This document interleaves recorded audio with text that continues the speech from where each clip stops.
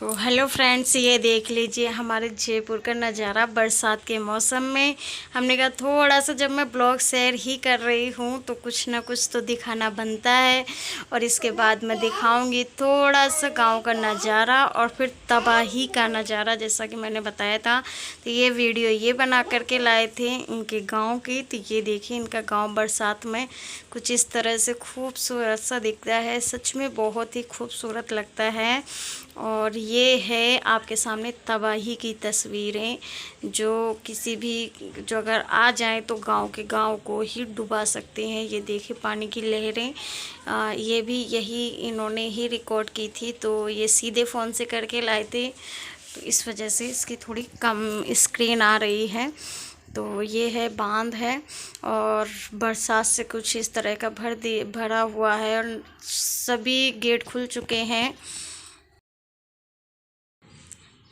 Hello friends, नमस्ते। कैसे हो आप सभी लोग? आशा करती हूँ आप सभी लोग बहुत अच्छे होंगे और मैं भी ठीक हूँ। तो आज जैसा कि है ना, मैं आगे ब्लॉग में दिखाऊंगी। बहुत ही भयंकर बरसात हो रही है। रोम का देखिए क्या हाल हो रहा है। और यहाँ से ये वाला जो हिस्सा है ना, यहाँ से पानी आता है पूरे में। इसका भी मैं आगे ब्लॉग डाल दूँगी। तो यहाँ पे ये देखिए, ये जो बेड पे मैंने पन्नी डाली हुई है, क्योंकि पूरा है ना गीला गीला सा हो जाता है। क्या करें, कहाँ जाए। तो इसी वजह से मैंने बच्चों को भी नीचे ही लिटा रखा है। तो आप लोग हैं ना बहुत ज़्यादा मुझे मिस करते थे कि दीदी, मैंने ब्लॉग नहीं डाला तो आप लोग भी पूछते थे कि दीदी आप ब्लॉग क्यों नहीं डाल रही हो, क्या हुआ आपको, आप ब्लॉग नहीं डालती हो, क्या हो गया, आप डाला करो। किसी ने ये कहा कि आप घर पे रह के सिलाई करती हो तो आप सिलाई के ब्लॉग डाला करो। पर मैं इस टाइम किसी के भी ब्लॉग नहीं डाल पा रही थी। पर अब मैं बीच बीच में थोड़ी थोड़ी कोशिश करके ब्लॉग डालने लग गई हूँ, ताकि देखिए थोड़ी बड़ी जानकारी, जब हम इस चीज़ से जुड़ी ही गए हैं तो थोड़ी बड़ी जानकारी पहुँचानी ज़रूरी है। तो मैं इसलिए ब्लॉग नहीं डाल रही थी। मैंने बोला भी था, सभी लोगों ने पूछा भी था। तो मेरे क्या है, हस्बैंड की बहुत ही ज़्यादा सीरियस कंडीशन थी।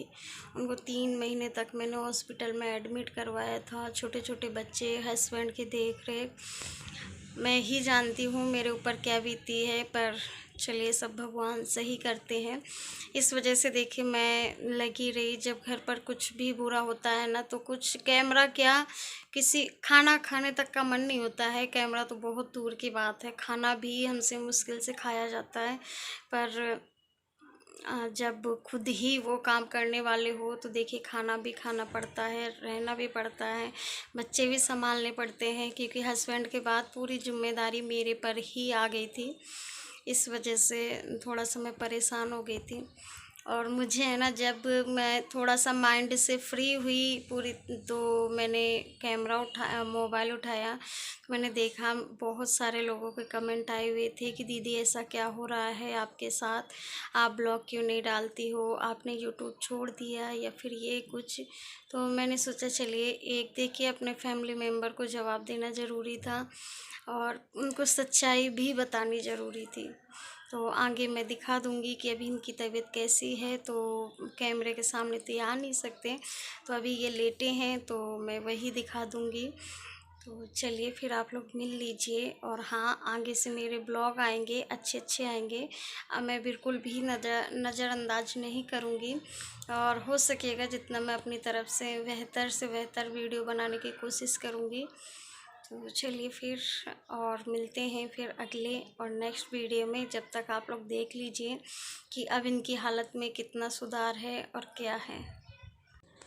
तो आज है ना, बारिश होते हुए पूरा हो चुका है 1 हफ्ता। और देखिए आप लोग बोलते थे कि भैया से मिलवाइए, और बारिश में देखिए हमारे घर में क्या क्या परेशानी आती है। ये आ रहा है पानी चारों तरफ से, बहुत तकलीफ़ हो जाती है। ऊपर से इनकी तबीयत भी ठीक नहीं है, आप लोग देख ही सकते हो। ये लेटे हुए हैं और इधर हैं बच्चे तीनों। क्योंकि मैं बच्चों में थोड़ा सा अलग, देखिए एक कमरे में तो बहुत ज़्यादा मुश्किल हो जाता है मेरे लिए बच्चों को और इनको अलग रखना। पर हो सकता है तो थोड़ी तो दूरी मेंटेन कर ही सकती हूँ। तो जो अगर ये बेड पे सोते हैं तो बच्चे और मैं नीचे सोती हूँ, ये नीचे सोते हैं तो हम लोग बेड पे।